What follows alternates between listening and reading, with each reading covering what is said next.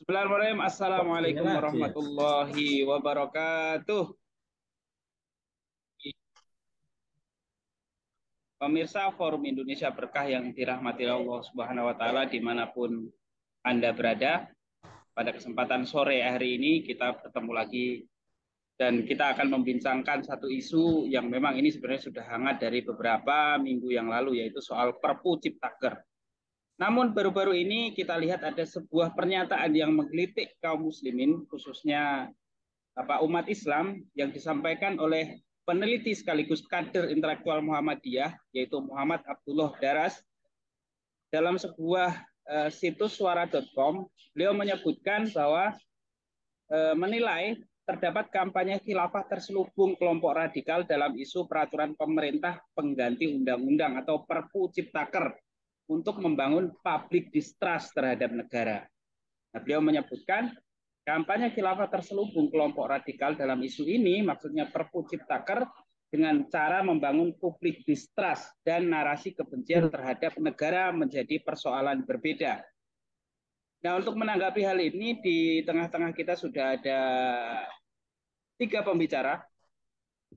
Yang pertama adalah Ustadz Ahmad Khozinuddin atau Bung Ahmad Khozinuddin dari AK Channel.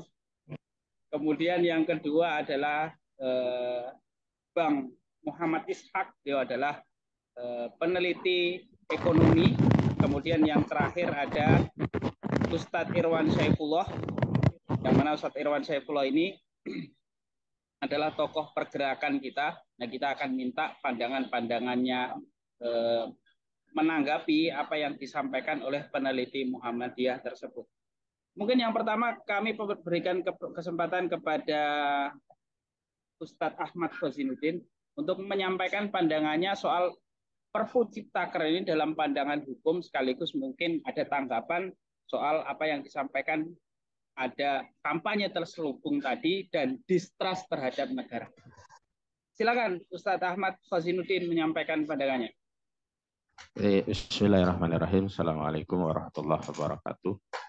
Waalaikumsalam Eh, warahmatullahi wabarakatuh. ya, saya kira statement yang disampaikan oleh tokoh Muhammadiyah tadi tidak mewakili institusi Muhammadiyah, juga tidak juga mewakili sebagai seorang saintifik, seorang peneliti begitu. Karena dalam berita yang beredar itu tidak dijelaskan sebenarnya apakah statement tadi dalam kapasitasnya sebagai peneliti atau sekedar komentar begitu. Kalau itu sebuah statement dari seorang peneliti, tentunya kan harus disampaikan apa yang menjadi latar belakang penelitian, data samplingnya apa, metode penelitian seperti apa, kalau itu wawancara ada berapa persentase begitu, human errornya berapa, kemudian kenapa kok bisa menarik simpulan seperti itu, nah itu kan perlu dijelaskan kepada publik. Kalau minjam istilah orang awam ini kan ujuk-ujuk gitu loh, ujuk-ujuk yang dipersoalkan khilafah gitu. Jadi ini semacam semacam apa ya, logika defensif apologetik dari pemerintah tapi disuarakan oleh elemen non pemerintah. Semestinya dalam isu Perpu nomor 2 tahun 2003 tentang Cipta Kerja, isu utamanya itu kan adalah memberikan keyakinan publik bahwa penerbitan Perpu tadi sudah memenuhi syarat baik secara formil atau prosedur maupun secara substansi. Yang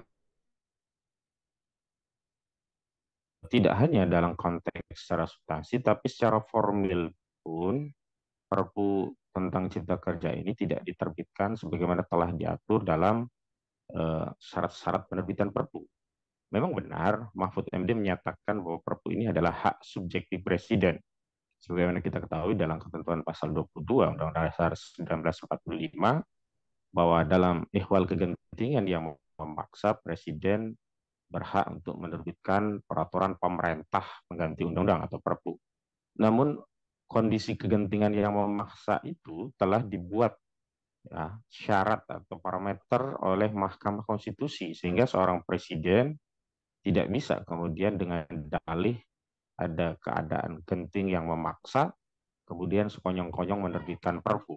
Hal itu sudah diatur dalam putusan Mahkamah Konstitusi nomor 138 tahun 2009, tepatnya putusan nomor 138 garing PUU strip Romawi 7 garing 2009, yang menjelaskan bahwa dalam penerbitan Perpu, pemerintah harus memenuhi syarat apa yang disebut sebagai kegentingan yang memaksa. Dan dalam konteks apa sih yang dimaksud dengan ihwal kegentingan yang memaksa, MK memberikan syarat atau parameter 3 hal. Yang pertama, ada keadaan atau suatu situasi masalah yang harus diselesaikan berdasarkan undang-undang.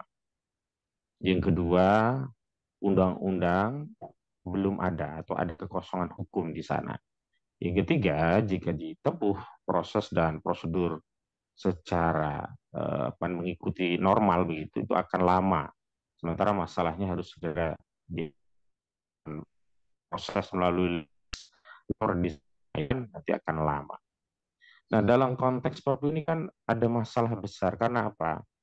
Karena memang tidak ada kegentingan yang memaksa. Bahkan Perpu itu ya melabrak atau membangkang terhadap konstitusi. Banyak nomenklatur yang disampaikan oleh berbagai pengamat dan juga ahli hukum ya. Misalkan Denny Indrayana menyebut ini melecehkan Mahkamah Konstitusi begitu.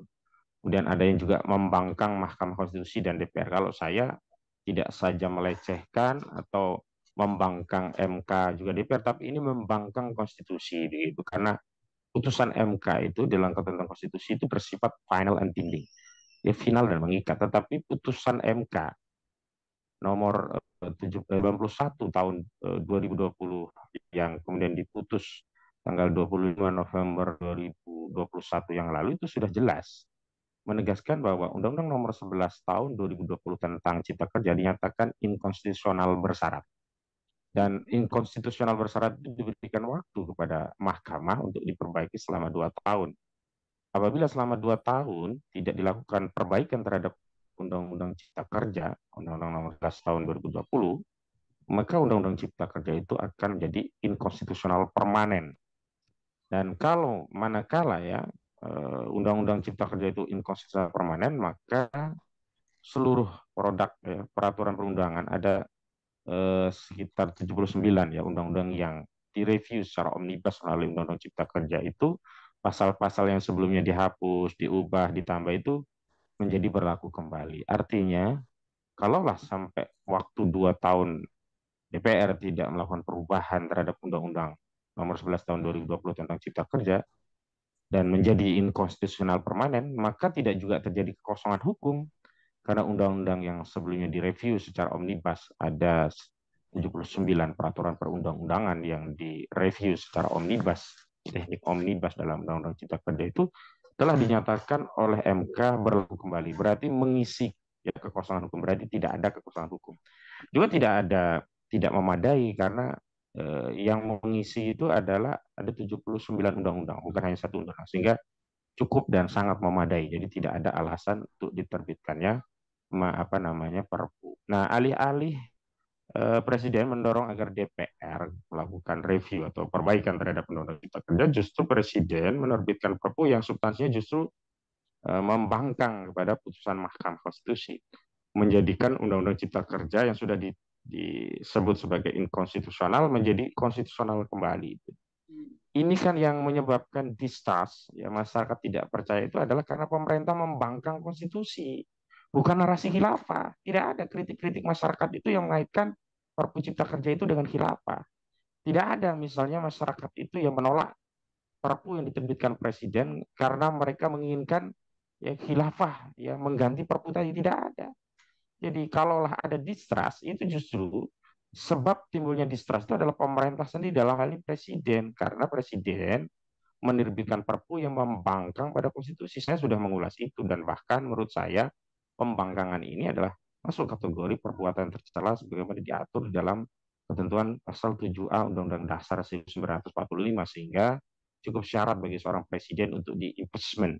Karena pemberhentian presiden oleh MPR berdasarkan usulan DPR yang kemudian akan diproses oleh Mahkamah Konstitusi itu diantaranya karena sebab presiden melakukan korupsi, pelanggaran hukum berat, pengkhianatan pada negara, termasuk di dalamnya adalah melakukan perbuatan tercela.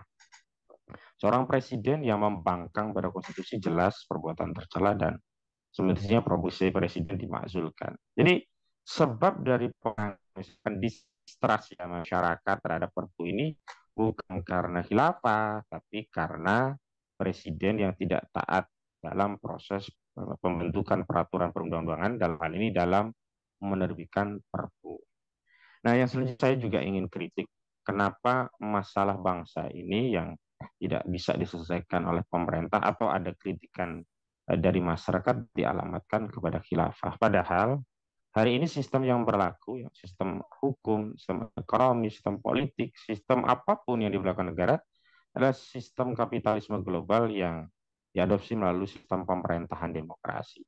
Jadi kalau hari ini banyak pejabat korup ya, kemudian kekayaan alam kita dijual oleh kepada asing dan asing gitu. Kemarin ada kasus di Maluku, bukan di Maluku ya, di Malowari Utara itu di Sulawesi Tengah ya, terkait PT dan Pasteur Nikel Indonesia yang akhirnya menewaskan, membuat meninggal dua pekerja kita begitu. Itu juga tidak bisa kita alamatkan kepada khilafah. Semua itu adalah kesalahan dari pemerintahan hari ini. Gitu. Itu bukan kesalahan khilafah. Kecuali kalau khilafah hari ini berkuasa, kemudian ada masalah dalam proses pelayanan negara kepada rakyatnya, ya silahkan kalau mau disalahkan khilafah. Gitu. Jadi khilafah itu belum ada dan tidak bertanggung jawab atas seluruh masalah bangsa hari ini. Justru khilafah adalah ajaran Islam yang kemudian didakwahkan oleh umat Islam, yang itu merupakan solusi yang berasal dari langit, solusi yang disampaikan melalui wahyu, berarti dari Allah Subhanahu wa taala. Dan kalau hari ini ada ya yang menyampaikan mendakwahkan khilafah, pertama dakwah khilafah itu adalah bagian dari masyarakat ingin menyampaikan pendapat bahwa negeri ini ya hanya akan menjadi baik kalau kembali kepada hukum Allah, dan kembali kepada hukum Allah hanya mungkin ketika negeri ini menerapkan hukum Allah secara kafah, dan menerapkan hukum Allah secara kafah itu tidak bisa tidak atau melainkan hanya dengan institusi khilafah. Pendapat yang seperti ini adalah pendapat yang biasa. Kenapa? Karena ini adalah pendapat yang dijamin oleh Konstitusi pasal 28 dasar 1945 jelas menegaskan bahwa kemerdekaan berserikat berkumpul dan menyampaikan pendapat itu dijamin gitu. Orang menyampaikan pendapat liberalisme, pendapat Karl Marx, pendapat Lenin, pendapat Stalin, bahkan ya pendapatnya PKI sekarang tuh banyak berseliweran komunisme. Itu saja tidak dipersoalkan. Ini kenapa orang menyampaikan pendapat yang berasal dari wahyu kok dituduh-tuduh begitu. Yang kedua, ini juga bagian dari hak konstitusional sebagai warga negara dalam menjalankan ibadah. Dan mendakwahkan khilafah itu bukan sekedar pendapat, bagi umat Islam itu adalah keyakinan. Ini ibadah ghair mahdoh. Karena Ya. seluruh aktivitas umat Islam yang diniatkan untuk mencari ridha Allah SWT terkategori ibadah. Dan dalam pasal 29 Undang-Undang Dasar 1945 itu negara menjamin kebebasan memeluk agama dan keyakinan serta menjalankan ibadah sesuai dengan keyakinannya. Orang mau mendakwakan khilafah karena keyakinan umat Islam khilafah kok dipersoalkan. Nah, yang lucu lagi, ya, saya baca berita itu dia mengatakan kalau mau menasihati ya jangan terbuka di depan Ya, publik ya, betul. harus ya tersembunyi begitu. Betul, betul. Ingat, karena ini kan Perpu. Kalau produk ini Perpu itu produk publik, mengikat bagi publik, maka koreksi kritiknya secara publik, secara terbuka. Masyarakat juga tidak punya forum privat untuk ketemu presiden. Yang demo mau menemui presiden saja nggak ditemui, apalagi kita mau hanya ngomong-ngomong soal Perpu Cipta Kerja gitu. Lain soal kalau persoalannya Pak Jokowi ya kentut bau gitu, kemudian kita bincangkan kepada publik ya nggak boleh karena itu hal yang privat ya. Kalau tahu Pak Presiden kita tuh kentut dan bau gitu ya, ingatkan saja secara pribadi gitu. Jangan kentut yang bau presiden, yang kentut yang wangi misalnya begitulah. Ini Perpu. Perpu itu Ya, peraturan ya. pemerintah pengganti undang-undang yang bersifat publik, sehingga kita juga mengajukan kritik secara terbuka melalui publik. Dan yang terakhir ini yang penting, saya kira begini, kalau bernarasi lebih baik sampaikan saja secara pribadi, jangan kemudian mengaitkan dengan Muhammadiyah. Saya yakin ini bukan pandangan resmi Muhammadiyah. Kenapa? Kalau pandangan resmi tentu pertama harus keluar dari otoritas resmi Muhammadiyah ya ketua umum. Yang kedua tentu pandangan resmi ormas yang berbasis agama Islam, dalam ini Muhammadiyah adalah ormas Islam, namanya saja Muhammadiyah, pengikut Nabi Muhammad SAW. Masa mengeluarkan statement kok yang menentang khilafah, mempersoalkan khilafah, mengedarkan tuduhan kepada khilafah. Ini kan nggak benar gitu. Karena itu justru kita yang masyarakat kita harus cerdas melihat ini bukanlah satu pendapat yang berasal dari institusi, tapi hanya pendapat pribadi. Dan saya tegaskan pendapat pribadi ini adalah pendapat yang keliru, tidak sesuai dengan wakil, tidak sesuai dengan fakta, bahkan lebih sangat jahat terhadap ajaran Islam khilafah juga kepada para pengemban dakwah khilafah ini. Kenapa? Karena orang yang mendakwakan khilafah itu tidak seperti yang dia tuduhkan tadi ingin apa namanya melakukan distrust itu. Justru distrust itu muncul dari kekuasaan. Coba kalau pemerintah itu memenuhi prosedur dalam menerbitkan perpu melayani rakyat dengan baik, otomatis kepercayaan publik itu meningkat. Lah kalau rakyat pemerintah zolim terbitkan perpu suka-suka ya jangan disalahkan kalau rakyat kemudian tidak memberikan kepercayaan. Trust dan distrust itu sangat berkait dengan riayah atau pelayanan dari negara. Kalau negara memberikan pelayanan yang baik kepada rakyatnya, kalau pemimpin memberikan pelayanan yang baik kepada jamaahnya, makmumnya, maka akan ada ketaatan, kepercayaan kepada pemimpin. Tapi kalau riayah buruk, semau-mau gue seperti perpu diterbitkan ini, jadi jangan salahkan rakyat, kemudian muncul yang disebut trust, ketidakpercayaan kepada pemimpinnya. Begitu, Mas Rik. Ya. Terima kasih Bung Ahmad Khosinuddin atas pandangannya, ini luar biasa sekali. Jadi kalau yang saya tangkap tadi pada prinsipnya adalah bahwa Perpu Ciptaker ini adalah sebenarnya pengkhianatan konstitusi secara umum tadi disebutkan oleh Bang Ustadz Ahmad Khosinuddin tadi ya. Sehingga apa yang dituduhkan kepada orang-orang ini harusnya kembali lagi kepada pemerintah, riayah daripada pemerintah itu sendiri. Nah untuk itu mungkin Ustadz Ahmad Khosinuddin kita juga nanti akan ada agenda ya setelah ini. Jadi nanti insya Allah tidak ada closing statement kalau misalnya Ustadz Ahmad Khosinuddin mau ada Bisa keluar agenda ya? siap-siap, yang lain siap, silakan. Ya, saya pamit dulu ya. Ya, syukron Ustadz Ahmad Khosinuddin sudah menyampaikan Ya. pandangannya. Terus saya minta tadi disebutkan Ustadz Ahmad Khosinuddin dengan berbagai situasi Perpu ini terus dilanggar oleh pemerintah sendiri, maka yang kedua apa dampaknya bagi masyarakat ketika Perpu ini tetap dipaksakan nantinya dan ini memang sudah berjalan, apa dampaknya bagi rakyat Indonesia khususnya kepada masyarakat ini, dan ini akan menimpa bukan hanya kepada umat Islam ya, tapi rakyat secara umum. Nah, untuk itu Bung Muhammad Ishak monitor. Nah, alhamdulillah. Ya. Silakan Bung menyampaikan pandangannya. Baik, terima kasih atas kesempatan yang diberikan kepada saya. Jadi seperti tadi yang sudah dijelaskan oleh Muhammad Khosinuddin bahwa memang Perpu Undang-Undang Cipta Kerja ini sebenarnya secara substansi tidak mengalami perubahan ya. Jadi yang berubah itu hanya proses legislasinya ya, yang dari sebelumnya undang-undang yang kemudian ditolak oleh MK dan kemudian diminta direvisi, lalu pemerintah mengambil jalan pintas dengan menerbitkan Perpu ya. Tapi MK tidak menjelaskan rincian ya atau kesalahan-kesalahan secara substansi pada lebih dari 79 undang-undang yang masuk dalam Omnibus Law ini. Dan yang kedua ya, tanggapan bahwa undang-undang kritik terhadap Perpu Omnibus Law ini hanya disuarakan oleh segelintir orang ya, dari penolakan saya kira juga tidak tepat ya, karena kalau kita lihat ya, karena undang-undang Perpu Omnibus Law ini kan terdiri dari berbagai macam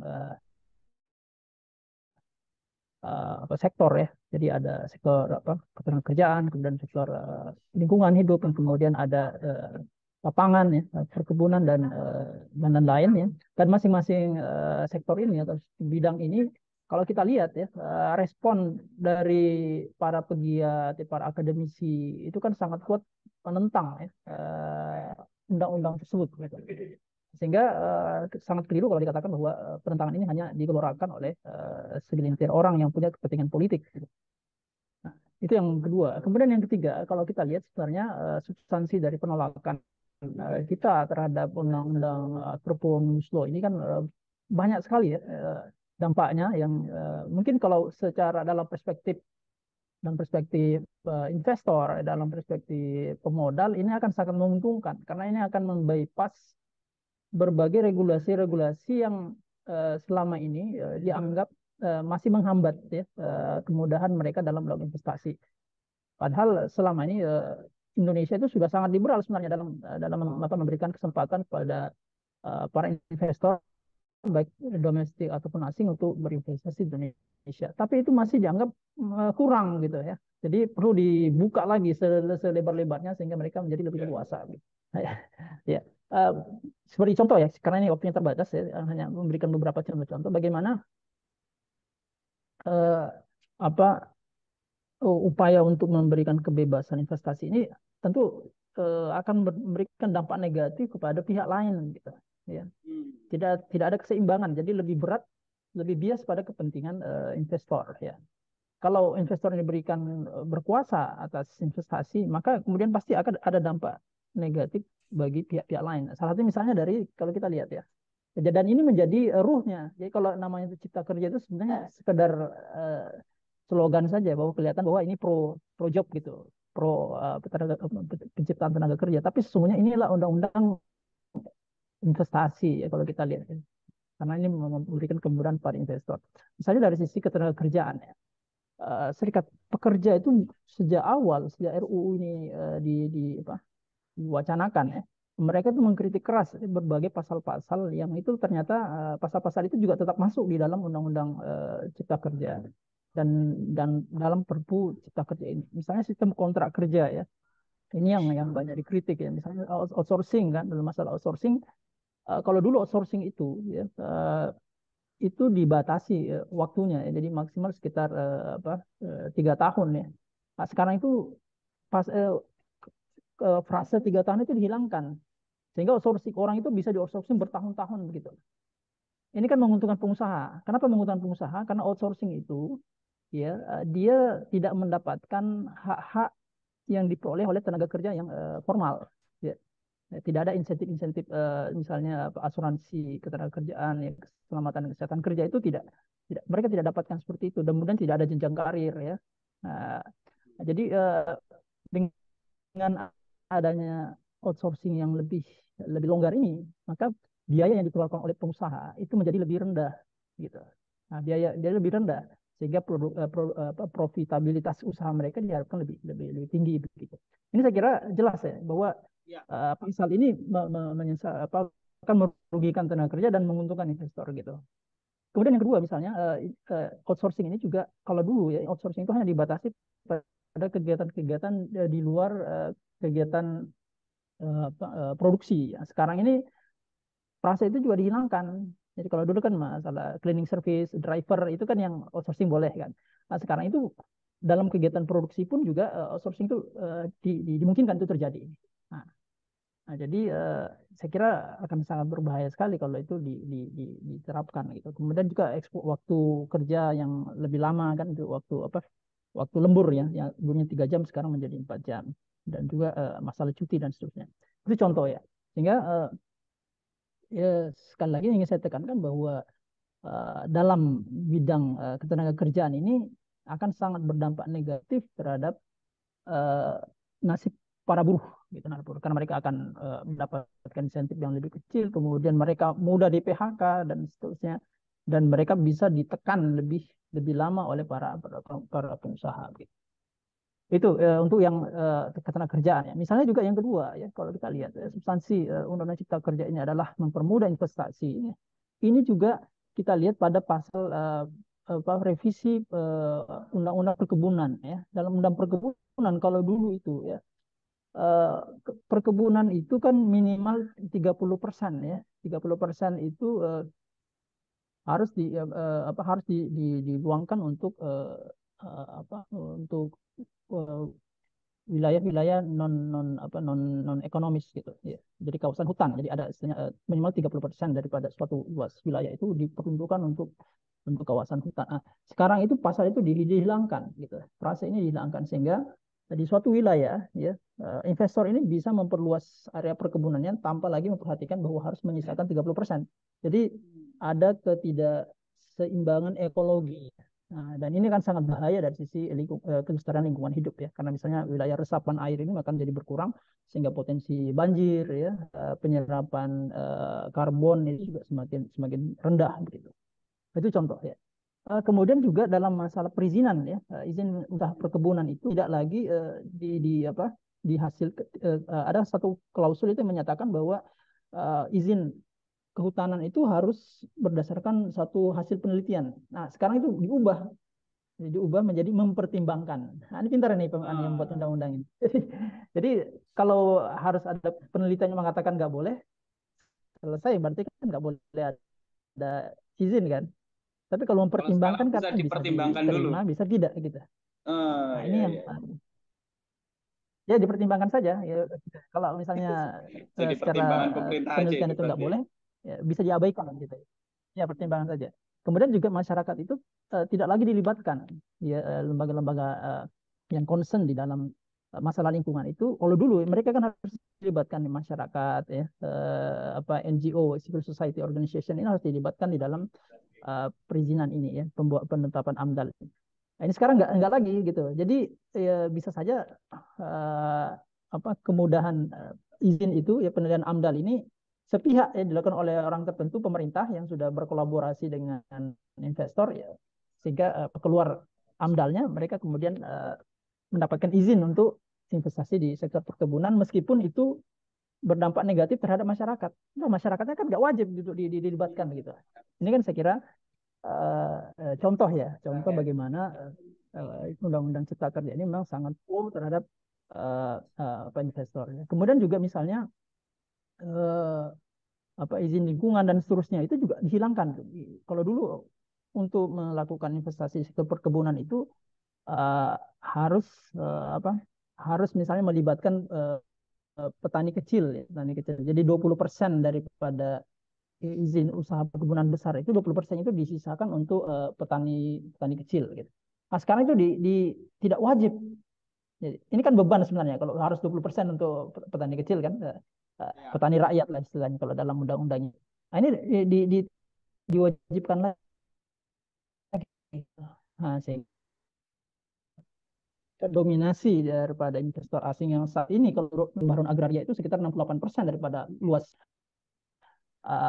daratan di Indonesia itu dikuasai oleh 1% ya dalam korporasi. Jadi sisanya itu baru kemudian 32% itu diperebutkan oleh 99% masyarakat kita, khususnya masyarakat bawah ini. Nah, jadi dengan undang-undang ini mau diperbesar lagi gitu. Nah, jadi itu sudah dominan, mau diperbesar lagi sehingga petani kecil ya, petani gurem ini yang jumlahnya semakin besar ini akan semakin tersisi.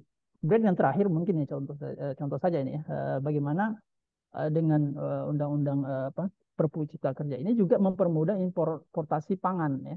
Kalau dulu di undang-undang pangan itu memang disebutkan bahwa proses impor itu harus memperhatikan ketersediaan pangan domestik ya. Kalau sudah tidak cukup baru kemudian impor itu dilakukan. Nah, sekarang frase ketersediaan domestik itu kemudian juga frase harus memperhatikan neraca pangan domestik itu sudah nggak dihapus semua itu. Nah, jadi artinya kan kalau orang mau melakukan impor nggak hanya mempertimbangkan itu ya, mempertimbangkan kesejahteraan petani, tapi tidak wajib terikat pada indikator-indikator itu. Ya. Dan kita tahu juga ya dalam perspektif uh, apa dari NGO ya, yang punya dominasi atas berbagai pembuatan regulasi ya, kegiatan importasi itu kan selalu dilakukan oleh para pengusaha kan. Jadi izin usaha importasi itu kan dilakukan oleh sebagian kan bulog ya, pengadaan beras itu bulog. Tapi kalau misalnya daging ya, kemudian kedelai dan seterusnya itu dilakukan oleh apa perusahaan yang mendapatkan izin impor dari Kementerian Perdagangan gitu. Nah, jadi dan setiap kali importasi dilakukan itu kan selalu ada fee yang besar ya, ada keuntungan yang sangat besar. Nah, dan ini akan semakin mudah kalau impor ini di apa undang-undang Cipta Kerja ini dilegalkan gitu. Nah, sehingga kesimpulannya apa? Kalau impor ini dipermudah maka nasib petani ini juga akan semakin tertekan gitu. Dan kita tahu bahwa kondisi petani kita dalam sepanjang sejarah sejarah kemerdekaan Republik Indonesia ini kan kondisi mereka itu tidak semakin membaik kan, makin semakin memburuk ya. Dan itu bisa kita lihat dari nilai tukar petani yang tidak mengalami kemajuan gitu. Nah ini contoh eh, contoh beberapa bahwa undang-undang Perpu Cipta Kerja ini syarat kepentingan pemodal dan lebih banyak merugikan rakyat. Dan ini bisa kita buktikan dengan melihatkan pasal-pasal tadi. Jadi kita bisa berdebat di pasal ini begitu. Jadi bukan tudingan ya, tapi pernyataan saya kira sudah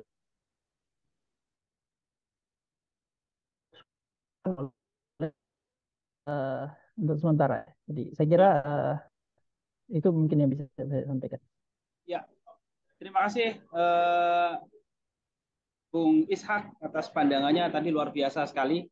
Pandangan dari sisi pekerjanya sendiri, dari sisi lingkungan maupun dari investasi, itu kalau kita tarik garis lurus itu adalah semuanya itu menguntungkan para investor besar, atau dalam bahasa sekarang itu disebutkan semakin membuka lebar oligarki menguasai negeri ini. Makanya Bung Agung Wisnuwardana menyebutkan bahwa ada penjajahan gaya baru kalau ini terus-menerus dilakukan, kalau ini dibiarkan oleh pemerintah melalui Perpu Ciptaker ini. Berikutnya kita minta pandangan dari Ustadz Irwan Saifullah. Mungkin ini sekaligus penutup karena waktu kita terbatas. Ustadz Irwan Saifullah, monitor. Bisa mendengar suara saya, Ustadz? Alhamdulillah. Alhamdulillah. Ya, Ustadz, ini antum sebagai penutup, ini kita minta pandangannya, mungkin sekaligus solusi yang harus dilakukan masyarakat kita menghadapi Perpu Ciptaker, di mana kita sudah tahu bersama ini sudah berkali-kali di demo, bahkan buruh itu hampir setiap minggu demo, tapi Perpu Ciptaker ini juga tak bergeming. Bahkan Mahfud MD itu menjadi salah satu orang yang menjadi benteng pertama. Walaupun ini dikatakan Ustadz Ahmad Ghazinuddin tadi melanggar undang-undang, tapi tetap saja. Nah ini apa yang harus dilakukan oleh masyarakat dan apa solusinya dari Islam? Silakan Ustadz Irwan Saifullah.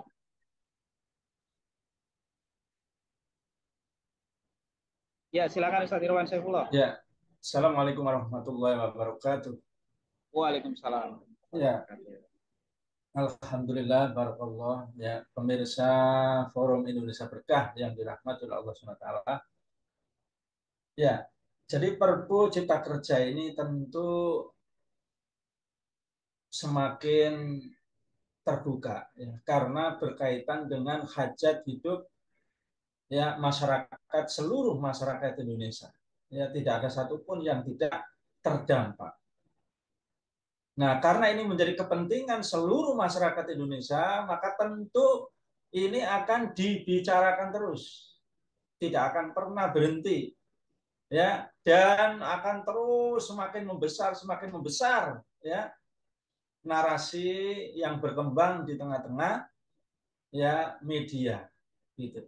Dengan kata lain, ketika pemerintah sudah tidak bisa dimintai untuk ya perbaikan terhadap ya Perpu Cipta Kerja ini, ataupun DPR juga tidak bisa dimintai pertanggungjawaban, maka tentu masyarakat melalui media akan melakukan kontrol terhadap ya Perpu Cipta Kerja ini. Tidak hanya melakukan kontrol, sampai juga masyarakat akan melakukan ya pengadilan di pengadilan media, ya pengadilan sipil di media. Ini akan terjadi ya seperti yang disampaikan oleh Bung Arief tadi, bahwa ya ini Perpu Cipta Kerja ini bukan hanya penjajahan oligarki, ini adalah penjajahan yang jauh lebih menindas dibanding penjajahan Belanda.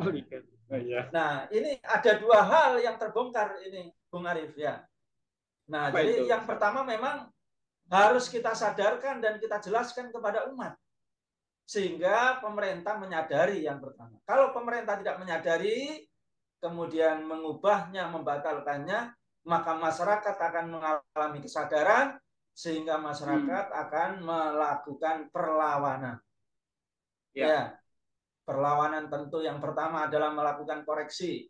Kalau koreksi sudah tidak, masih tuli dan budek, gitu ya, pemerintah ini, maka tentu rakyat ini juga akan melakukan mosi tidak percaya.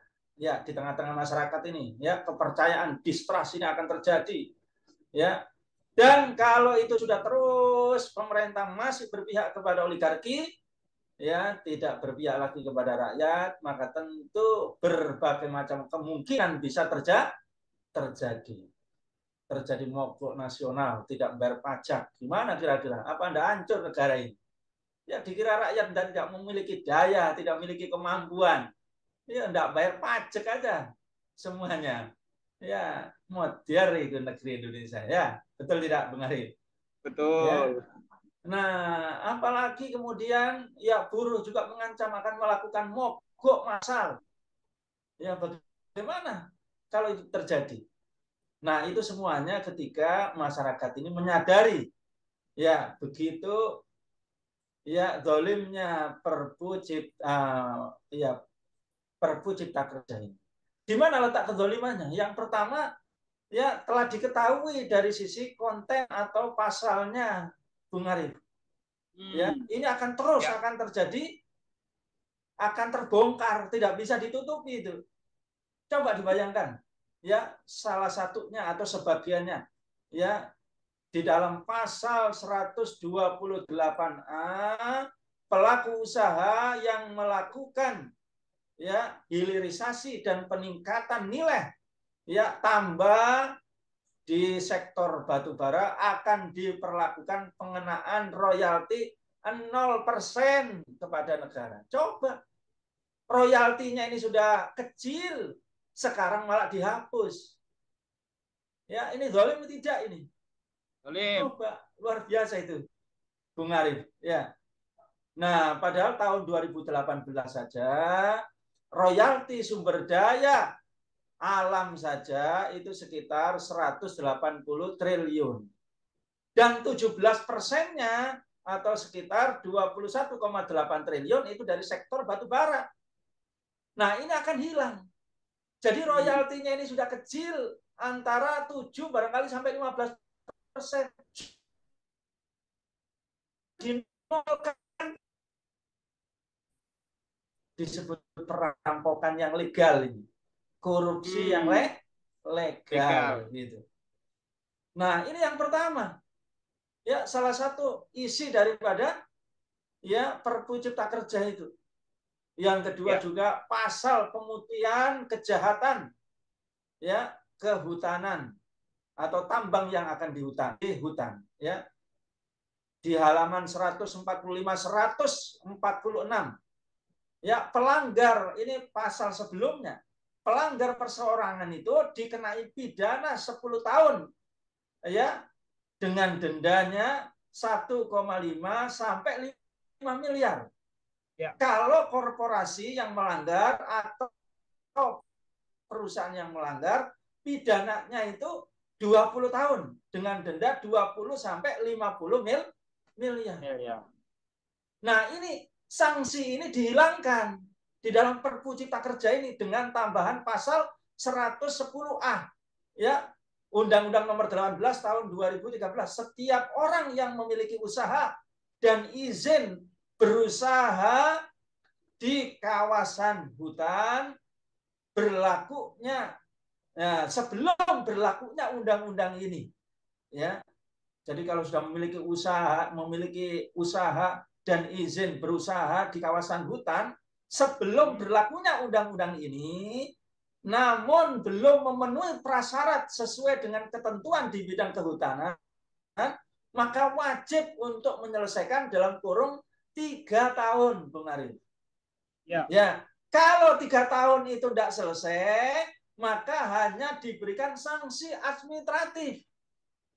Tidak ada tadi itu. Yang kemudian 20 tahun sanksi pidananya, denda 20 atau 50 miliar. Hanya dikenai sanksi administratif tanpa sanksi pidana. Coba. Sedangkan untuk masyarakat yang menghalang-halangi ya hilirisasi tadi itu atau pembangunan tadi itu ya, maka dia dikenai sanksi yang sangat berat, gitu ya. Nah, Ustaz, ini mohon maaf kemudian karena waktunya singkat, ini mungkin bisa dipersingkat 3 menit. ya, subhanallah ya. Nah, itu salah satu contoh Bung Arif ya. Ya. Nah, barangkali yang terakhir yang perlu di sini tidak bisa diterima oleh masyarakat ini, siapa di balik semuanya ini? Nah, di laporan Fraksi Rakyat Indonesia atau juga Walhi dan juga tersebar di berbagai macam penelitian, nah, negara kita ini sudah menjadi negara korporatorasi ya, menjadi negara ya, kerjasama antara para pejabat dengan pengusaha.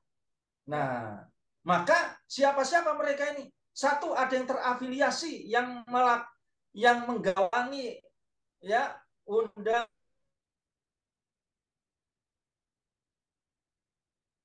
atau Perpu Cipta Kerja ini yang pertama terafiliasi bisnis tanah atau terafiliasi dengan asosiasi pengusaha. Yang ketiga, bisa juga terafiliasi dengan partai. Yang keempat, bisa terafiliasi dengan tim sukses Pilpres. Nah, siapa mereka ini? Disebutkan di dalam laporan tersebut. Satu, Erlangga Hartarto. Yang kedua, Luhut Binsar Panjaitan. Yang ketiga, Erick Thohir. Yang ketiga, Rosan Prakarsa Roslani. Yang kelima, Sinta W. Kamdani.